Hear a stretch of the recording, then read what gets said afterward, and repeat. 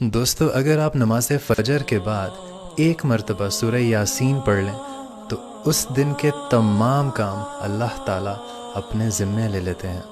اگر آپ نماز ظہر کے بعد ایک مرتبہ سورہ فتح کی تلاوت کر لیں تو اللہ تعالیٰ آپ کو تمام دشمنوں اور حاسدوں کے شر سے محفوظ رکھتے ہیں۔ اگر آپ نماز عصر کے بعد ایک مرتبہ سورہ نباہ کی تلاوت کر لیں تو اللہ تعالیٰ آپ کو آپ کے تمام گناہوں سے تلافی دے دیں گے۔ اور اگر آپ نماز مغرب کے بعد ایک مرتبہ سورہ واقعہ پڑھ لیتے ہیں تو اللہ تعالیٰ آپ کو فکر اور گھر میں فاقے سے بچا لیتے ہیں۔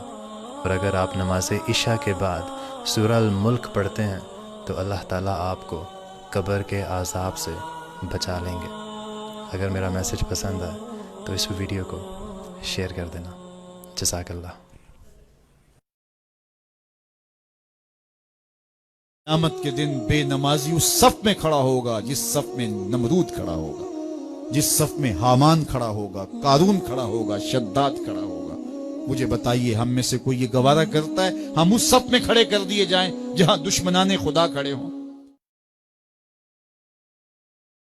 لیکن اگر میرا ظاہر کچھ اور ہے اور باطن کچھ اور ہے تو صاحب میرا عشق پھر عشق نہیں ہے، میری محبت پھر محبت نہیں ہے۔ تو آؤ ان کی سیرت کو اپنی روحوں میں اتاریں اور اپنے من میں اتاریں، سیرت سرکار کو روحوں میں بسائیں اور ہمارا طرز زندگی انداز معاشرت بتائے کہ ہم حضور کے نوکر ہیں، ہم حضور کے غلام ہیں۔ اور اگر ہم حقیقی معنوں میں ان کی غلامی کا حق ادا کرتے ہیں تو یہ شمس و قمر، یہ بحر و بر، یہ کائنات، یہ ساری کی ساری نخچیر بن کے ہمارے قدموں میں ہو۔ اقبال کے سارے کلام کا رس نچوڑیں تو جوس یہ نکلتا ہے کہ محمد سے وفا تو نے تو ہم تیرے ہیں، یہ جہاں چیز ہے کیا لوح و قلم تیرے۔ درود ان پر، سلام ان پر، یہی کہنا خدا کا ہے۔ خدا کے بعد جو ہے مرتبہ صلی اللہ کا ہے، وہی سردار عالم ہے۔ وہ دنیا میں ایسی کوئی کتاب نہیں جس میں عورت کے نام سے کوئی چیپٹر موجود ہو، لیکن قرآن مجید وہ واحد آسمانی کتاب ہے جس میں عورت کے نام سے ایک پوری سورہ موجود ہے۔ جی ہاں، سورہ نساء قرآن مجید میں موجود ہے۔ اور اسلام ہی وہ واحد مذہب ہے جس نے عورت کے حقوق پر سب سے زیادہ بات کی ہے اور سب سے زیادہ زور دیا ہے۔ سبحان اللہ۔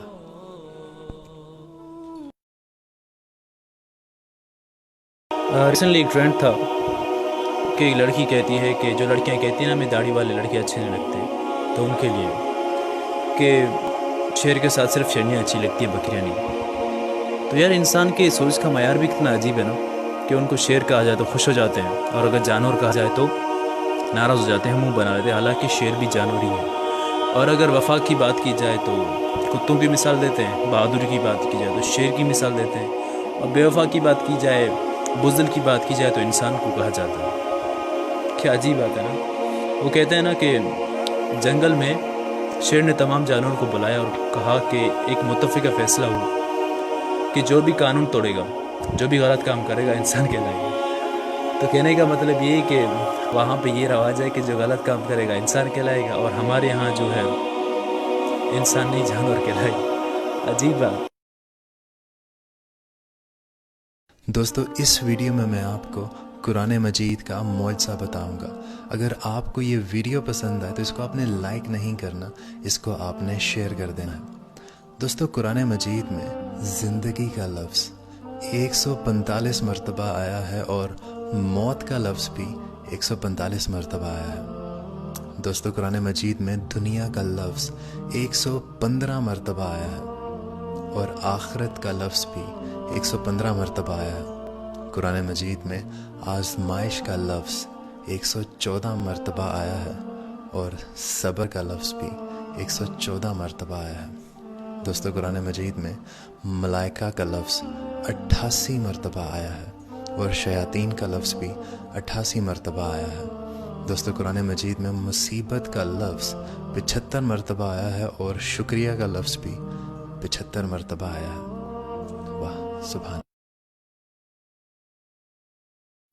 سب سے پہلا حساب قیامت کے دن جو بندے سے لیا جائے گا وہ نماز کا لیا جائے گا. پہلا سوال بندے سے یہ ہوگا. یا چڑیاں بھی رب کی تسبیح بولیں اور اشرف المخلوقات سویا رہے.